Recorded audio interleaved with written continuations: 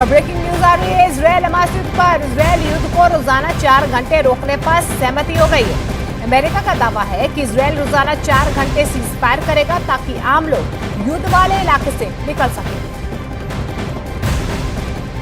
जैसे ही हिजबुल्लाह की ताकत बढ़ी, उसने तुरंत अमेरिका और इजरायल को सीधी धमकी दे डाली। हिजबुल्लाह ने साफ कह दिया कि पानी सिर के ऊपर से गुजर चुका है और अगर गाजा में हमले नहीं रुके तो अब अंजाम बहुत ही बुरे होंगे।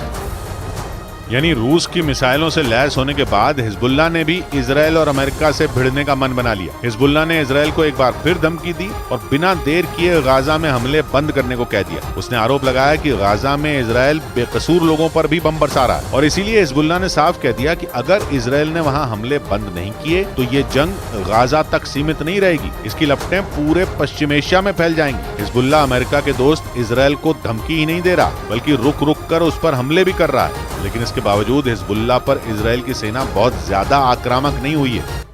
उधर भीषण जंग के बीच इजरायल की सेना गाजा में हमास के ठिकानों को चुन चुन कर लगातार निशाना बना रही है। इसी कड़ी में इजरायल की ओर से वहां पर ग्राउंड ऑपरेशन के वीडियो जारी किए गए, जिसमें इजरायल की सेना हमास के अड्डों पर मिसाइलें और रॉकेट दागती नजर आई, जबकि कुछ सैनिक घातक हथियारों का इस्तेमाल कर हमास के लड़ाकों के ठिकानों पर ताबड़तोड़ फायरिंग करते दिखे।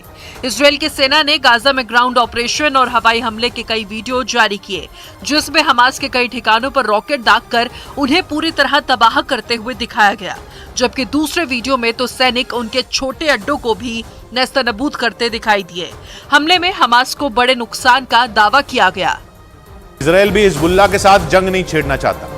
हिजबुल्लाह के साथ पहले से ही ईरान जैसी ताकत खड़ी है और खबर है कि अब तो उसे रूस से भी खतरनाक हथियार मिल चुका है, जिसने उसकी ताकत को कई गुना बढ़ा दिया। ऐसे में अगर इजरायल ने हिजबुल्लाह के साथ जंग छेड़ दी तो उसके लिए भारी मुसीबत खड़ी हो सकती है, क्योंकि हिजबुल्लाह से जंग छिड़ने के बाद ईरान भी खामोश नहीं बैठेगा। वो भी अपनी ताकतवर सेना और खतरनाक हथियारों के साथ जंग में कूद सकता है और अगर ऐसा हो गया तो जंग में कूदना अमेरिका की भी मजबूरी बन जाएगा। लेकिन वो पहले ही यूक्रेन को हथियारों की बड़ी मदद भेज चुका है, जबकि उसने इजरायल को भी खतरनाक हथियार दिए हैं। अमेरिका अभी 2 जंगों के बीच फंसा है, तीसरे मोर्चे पर भी उसे लड़ना होगा, जिसका साफ मतलब है कि वो खुलकर इजरायल का साथ नहीं दे पाएगा, जबकि हिजबुल्लाह के साथ ईरान और रूस दोनों की ताकत होगी। माना जा रहा है कि रूस ने अपनी मिसाइल भेजकर अमेरिका और इजरायल के खिलाफ एक बड़ा जाल बुन दिया।